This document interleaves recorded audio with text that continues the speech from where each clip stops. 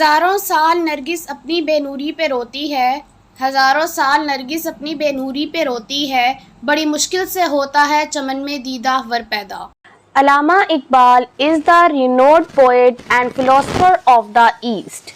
His poetry serves as a wellspring of inspiration not only for Pakistan but for all the humanity.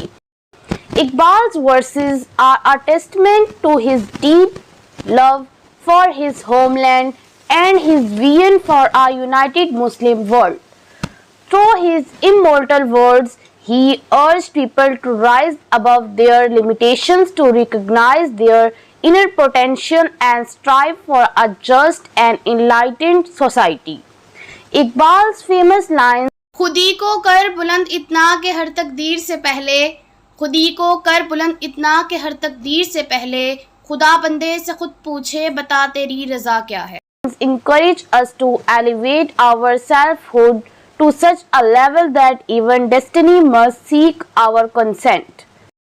In his verses, Iqbal envisioned a world where knowledge, spirituality, and action harmoniously coexist.